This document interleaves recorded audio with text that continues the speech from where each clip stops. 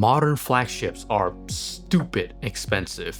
A Galaxy Ultra, that's gonna be 1,300 bucks. A Xiaomi 17 Ultra, now that's closer to $1,500. And it makes you wonder, where did all the cheap flagships go? Now back in 2018, Xiaomi was competing with the big boy brands quite differently. They offered great value for money whilst also including flagship level innovation. And that spirit is perfectly captured in the Xiaomi Mi Mix 2S here, a flagship package that once sold for, now get this, only 550 bucks for this guy. How good was it, and what did it lack compared to like the proper flagships? You're watching Lumerion, and let's find out. Let me give you a quick history lesson. Back in 2014, Sharp made the Aquos Crystal with an almost bezel-less display. It looked like it came from the future, and it still does to this day. And then Apple made a notch, so Sharp made a phone with 2 notches. My god, they really fell off. In 2016, most phones have really thick bezels. But then Xiaomi actually revived that sharp Aquos concept with the Mi Mix, giving you slim bezels, no notch, and just a bit of a chin. And next came the Mi Mix 2 with a slightly cheaper price, and then you've got the Mix 2S, a half-gen refresh that was made because people wanted a better camera from Xiaomi. Even 8 years later, this phone still looks stunning. There's a ceramic back that's very scratch resistant. My unit has aged way better than glass phones from the same era. And you know me, I'ma slap a matte skin on here, so no more fingerprints. Now if I hide that rear fingerprint sensor, most people would actually think that this is like an iPhone X.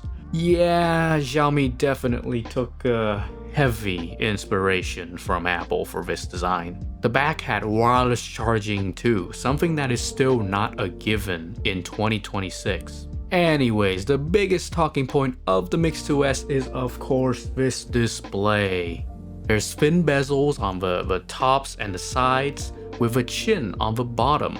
You had to be there to understand this screen was a showstopper. Pull it out in public and people just started talking about it. Sadly, my unit screen is probably replaced now. There's a thicker chin, and the display edges, it cuts off very roughly, which is kind of quite different from the stock screen, which should have better corners. My workaround is to use an app called Pixels to lower the resolution and kind of crop out the bad edges, which works fine enough.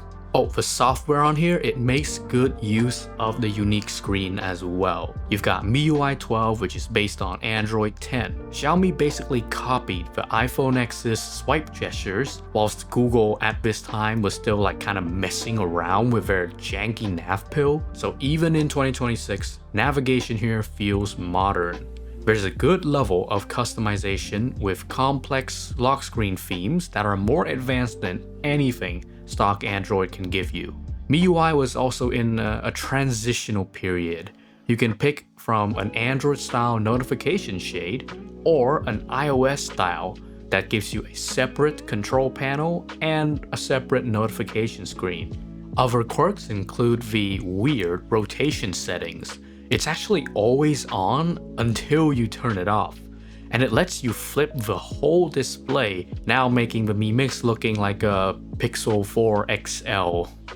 But guys, I don't think I really like MIUI. There's a lot of built-in ads and a trashy RAM cleaner, like on a flagship? Really? I thought that's like for slow mid-range phones. And many options, they trigger unskippable warnings. Plus the design of this UI, it looks kinda a bit tacky and dated nowadays. Now fortunately, the Mi Mix 2S was made like during the peak of Xiaomi's enthusiast era. The bootloader is fairly easy to unlock. It just, I guess, takes a few days of waiting, and there are loads of custom ROMs to choose from on XDA, should you want a cleaner, more modern experience. I think I'll stick with the stock firmware for a bit longer. I just want the full Xiaomi experience right now because this is technically my first Xiaomi device. Under the hood is the best hardware at the time, the Snapdragon 845. It's still usable today, not really flying through apps, but keeping up. I managed to put Arknight's Enfield on it with hilarious results. It's giving like 15 FPS on the lowest settings, and occasionally it will just freeze up and not respond to your controls. But hey, technically you can launch it. The battery is very worn out though. I get about 3.5 hours of screen on time at best. The charging is finicky too. It doesn't like power delivery charge bricks. You might need to buy like a proprietary Xiaomi charger, I don't know. Xiaomi nowadays, they're known for having like insane camera hardware and collaborating with Leica as well. But what about Xiaomi back in 2018? Well, you get dual 12 megapixel cameras on the Mi Mix 2S, but the output is honestly pretty mid. The main sensor kicks out decent photos in daylight, though I would say colors are a bit washed out. The secondary 2x sensor is also pretty meh, although I will say that the picture output is fairly consistent between the two focal lengths, though being equally mediocre is probably not a good place to be. You can install Google Camera though and retain better highlight details, as well as capturing RAW to edit later, ensuring some amount of flexibility. The selfie shooter, that's also an afterthought. It's a 5 megapixel grainy mess. Although it will do face unlock very quickly, it's just at an odd angle. The camera app literally recommends you flipping the phone to get a better angle. Back then, buying a Xiaomi meant you're getting like a second-class camera experience, and it shows. Okay, so aside from the underwhelming cameras, what else is keeping the Mix 2S from being a true flagship? Well, for one, there's no IP rating despite the premium ceramic build. The LCD display, it has a sleek design but worse colors and viewing angles than OLED panels, something that was rectified in the sequel, the Mi Mix 3.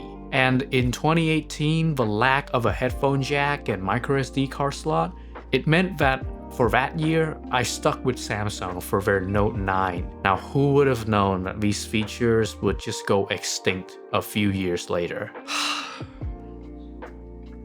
Coming back to the Mi Mix 2S is kind of like seeing a person's past self. You see where they've been, and it gives you context for what they will eventually become. To rectify their camera shortcomings, Xiaomi included ever more powerful sensors in their phones and secured partnerships with Leica in order to refine their color processing. Battery life is now much better thanks to silicon carbon cells, and MIUI has also undergone many transformations since the Mix 2S era, now becoming HyperOS. However, I think this all came at a cost. Literally. Xiaomi devices went from flagship killers to being the costly flagships itself. The hardware is more locked down than ever, with harder requirements for bootloader unlocking, effectively ending Xiaomi's dominance as one of the top brands to buy and install custom ROMs. Are these changes for the better or for worse? You tell me in the comments. Watch this video about another phone with a unique display that I scored for about 20 bucks. Thank you for watching. Join the Patreon to get extra perks such as my photo presets, which are meant to take off that kind of modern digital camera feeling and restore some vintage vibes to your photos. Join the channel membership to get early access to videos just like these. And if nothing else, thank you for watching, and I hope to see you in the next video.